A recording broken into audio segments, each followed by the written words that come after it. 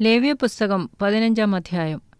യഹോവ പിന്നെയും മോശെയോടും അഹരോനോടും അരുളിച്ചെയ്തത്, നിങ്ങൾ ഇസ്രായേൽ മക്കളോട് പറയേണ്ടതെന്തെന്നാൽ, ആർക്കെങ്കിലും തന്റെ അംഗത്തിൽ ശുക്ലസ്രവമുണ്ടായാൽ അവൻ സ്രവത്താൽ അശുദ്ധനാകുന്നു. അവന്റെ സ്രവത്താലുള്ള അശുദ്ധിയാവിത്. അവന്റെ അംഗം സ്രവിച്ചുകൊണ്ടിരുന്നാലും അവന്റെ അംഗം സ്രവിക്കാതെ അടഞ്ഞിരുന്നാലും അത് അശുദ്ധി തന്നെ. സ്രവക്കാരൻ കിടക്കുന്ന കിടക്കയൊക്കെയും അശുദ്ധം. അവനിരിക്കുന്ന സാധനമൊക്കെയും അശുദ്ധം.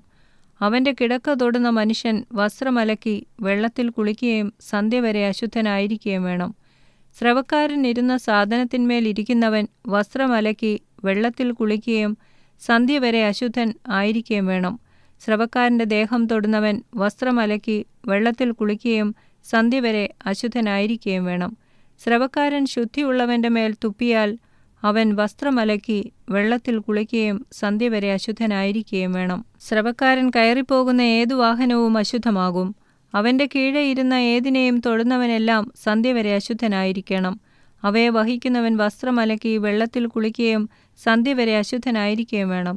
സ്രവക്കാരൻ വെള്ളം കൊണ്ട് കൈ കഴുകാതെ ആരെങ്കിലും തൊട്ടാൽ അവൻ വസ്ത്രമലക്കി വെള്ളത്തിൽ കുളിക്കുകയും സന്ധ്യവരെ അശുദ്ധനായിരിക്കുകയും വേണം. സ്രവക്കാരൻ തൊട്ട മൺപാത്രം ഉടച്ചു കളയണം. മരപാത്രമെല്ലാം വെള്ളം കൊണ്ട് കഴുകണം.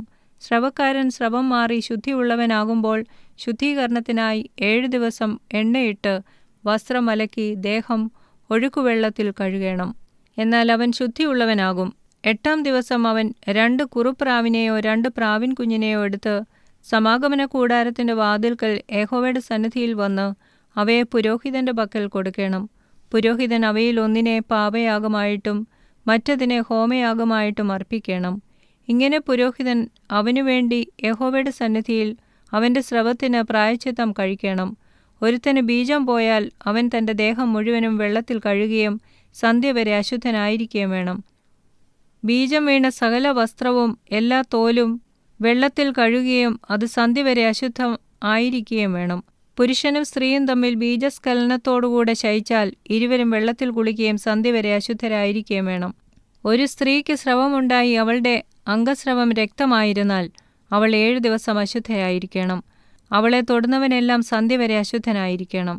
അവളുടെ അശുദ്ധിയിൽ അവൾ ഏതിന്മേലെങ്കിലും കിടന്നാൽ അതൊക്കെയും അശുദ്ധമായിരിക്കണം. അവൾ ഏതിന്മേലെങ്കിലും ഇരുന്നാൽ അതൊക്കെയും അശുദ്ധമായിരിക്കണം. അവളുടെ കിടക്ക തൊടുന്നവനെല്ലാം വസ്ത്രമലക്കി വെള്ളത്തിൽ കുളിക്കുകയും സന്ധ്യവരെ അശുദ്ധനായിരിക്കുകയും വേണം.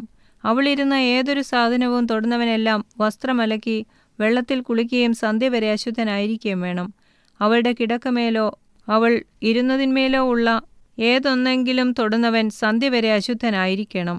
ഒരുത്തൻ അവളോടുകൂടെ ശയിക്കുകയും അവളുടെ അശുദ്ധി അവന്മേലാകുകയും ചെയ്താൽ അവൻ 7 ദിവസം അശുദ്ധനായിരിക്കണം. അവൻ കിടക്കുന്ന കിടക്കയൊക്കെയും അശുദ്ധമാകും. ഒരു സ്ത്രീക്ക് ഋതുകാലത്തല്ലാതെ രക്തസ്രവം ഏറിയ ദിവസം ഉണ്ടാകുകയോ ഋതുകാലം കവിഞ്ഞ് സ്രവിക്കുകയോ ചെയ്താൽ അവളുടെ അശുദ്ധിയുടെ സ്രവകാലമൊക്കെയും ഋതുകാലം പോലെ ഇരിക്കണം. അവൾ അശുദ്ധയായിരിക്കണം. രക്തസ്രാവമുള്ള കാലത്തെല്ലാം അവൾ കിടക്കുന്ന കിടക്കയൊക്കെയും ഋതുകാലത്തിലെ കിടക്ക പോലെ ഇരിക്കണം.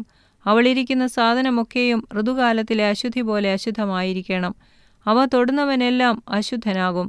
അവൻ വസ്ത്രം അലക്കി വെള്ളത്തിൽ കുളിക്കുകയും സന്ധ്യവരെ അശുദ്ധനായിരിക്കുകയും വേണം. രക്തസ്രവം മാറി ശുദ്ധിയുള്ളവളായാൽ അവൾ 7 ദിവസം എണ്ണിക്കൊള്ളണം. അതിന്റെ ശേഷം അവൾ ശുദ്ധിയുള്ളവളാകും. 8-ാം ദിവസം അവൾ 2 കുറുപ്രാവിനെയോ 2 പ്രാവിൻ കുഞ്ഞിനെയോ എടുത്ത് സമാഗമന കൂടാരത്തിന്റെ വാതിൽക്കൽ പുരോഹിതന്റെ അടുക്കൽ കൊണ്ടുവരണം. പുരോഹിതൻ ഒന്നിനെ പാപയാഗമായിട്ടും മറ്റതിനെ ഹോമയാഗമായിട്ടും അർപ്പിക്കണം. ഇങ്ങനെ പുരോഹിതൻ അവൾക്കു വേണ്ടി യഹോവയുടെ സന്നിധിയിൽ അവളുടെ അശുദ്ധിയുടെ രക്തസ്രവം നിമിത്തം പ്രായശ്ചിത്തം കഴിക്കണം.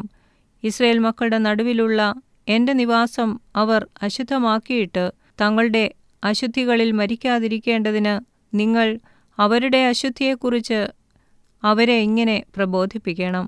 ഇത് സ്രവക്കാരനും ബീജസ്ഖലനത്താൽ അശുദ്ധനായവനും ഋതുസംബന്ധമായ ദീനമുള്ളവൾക്കും സ്രവമുള്ള പുരുഷനും സ്ത്രീക്കും അശുദ്ധയോടുകൂടെ ശയിക്കുന്നവനുമുള്ള പ്രമാണം.